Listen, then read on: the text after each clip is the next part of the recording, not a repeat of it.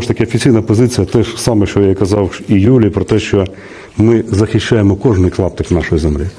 Кожний клаптик.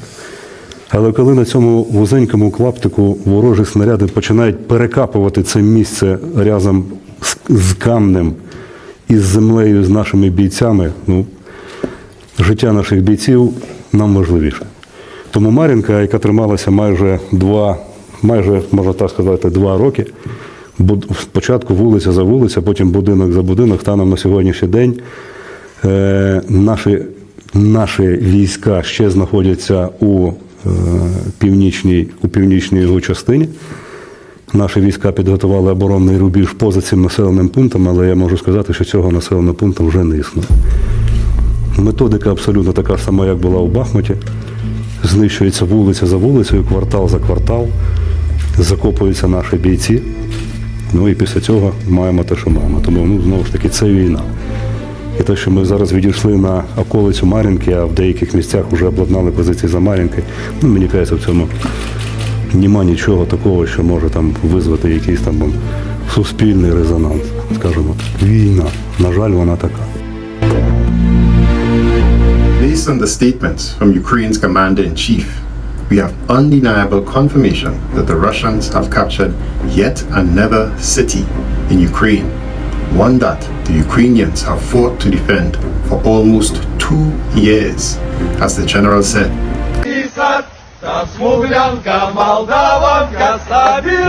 And just lost it as of Monday, as claimed by Russia's Defence Minister Shoigu in a meeting with Russian President Vladimir Putin. Наступательных действий штурмовые отряды группировки Южная сегодня полностью освободили населенный пункт Маринка, это 5 километров юго-западнее Донецка.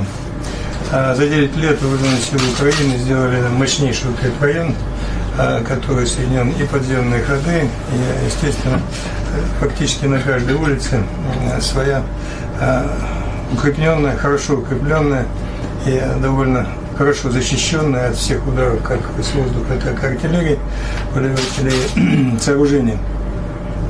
Долговременные огневые точки, сложная система подземных коммуникаций. Маринки.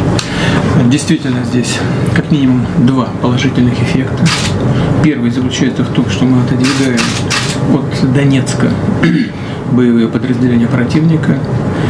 Первое. И второе, взломав вот этот укрепрайон, который противник сооружал с 2014 года фактически, построил там значительное количество железобетонных укреплений, ходов сообщения. Вот взломав этот укрепрайон, наши войска получают возможность выходить на более широкие операции. Or, as confirmed on Tuesday, as Ukraine General Zaluzhny just admitted. Yet still, Western media is reluctant to admit it. Instead, we see reports suggesting that Russia claims they've taken Marinka.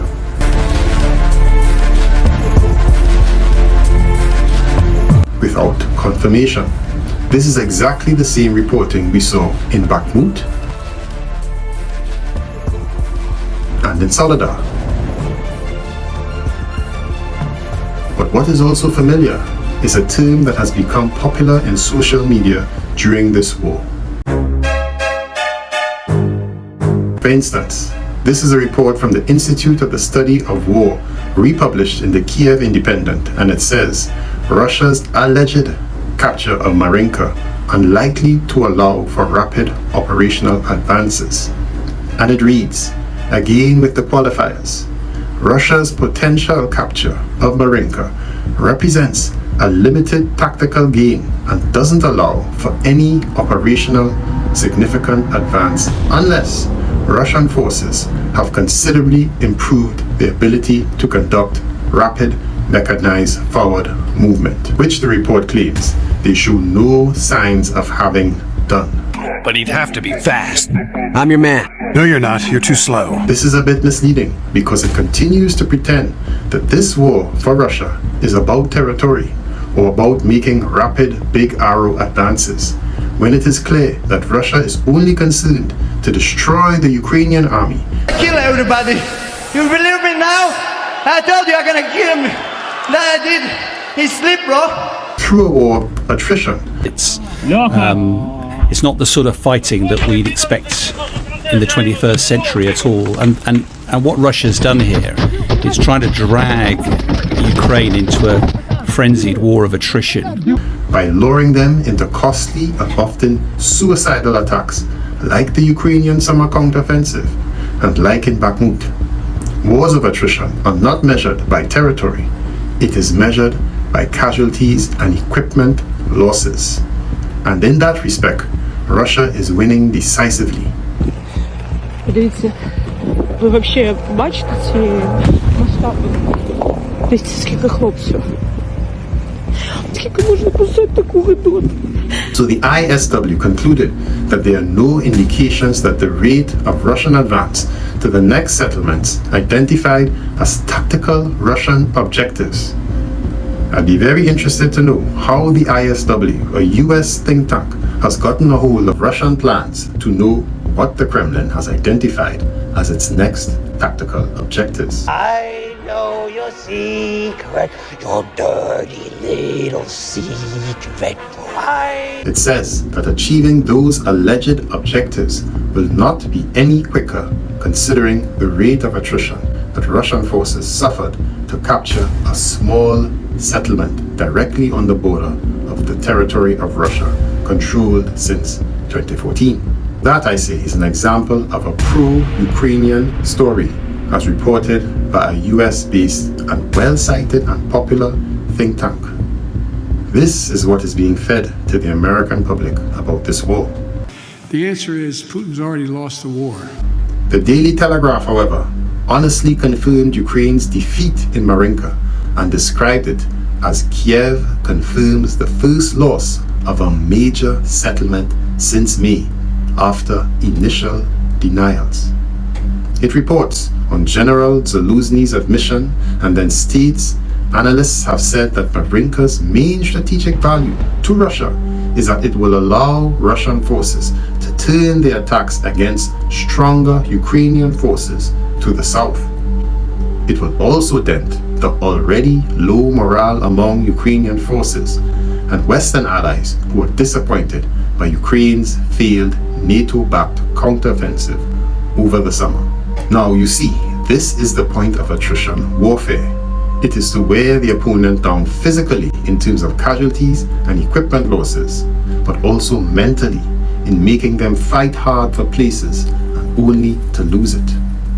This is the analysis the ISW and other Western outlets fail to give to their viewers. In this article here, it is claimed that by taking Marinka, the Russians have significantly pushed back the Ukrainian artillery, as for years Ukraine used Marinka as well as Avdiivka as a key launching pad for drone and artillery strikes against the Russian-speaking civilians of Donetsk. But Marinka isn't the only place that Russia is advancing. Russia continues to operate offensively near Bakhmut, where Ukrainian sources confirmed that on the southern flank of Bakhmut, Russians occupied key high points near Chasiv Yar, and the Russians are also now at the cemetery and surrounding fields near Donetsk and are preparing for further attack missions west to Chasiv Yar.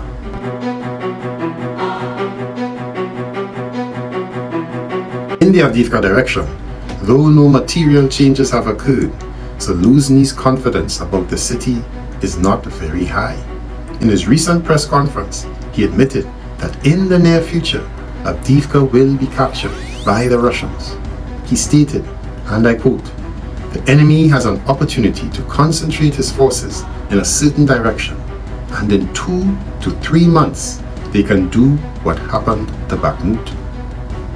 This is the exact point that I made in my last video, based on US Admiral John Kirby's statement. Despite all the hype about Russian losses around Avdiivka, the main advance will not likely occur until deep winter early next year, or 2 to 3 months away. But Ukrainian analysts also fear that they could lose Chasiv Yar. However, Ukraine has some advantages left. From the east, Chasiv Yar is covered by a chain of fortifications located along the banks of the Zaluzhny Donetsk Donbas Canal.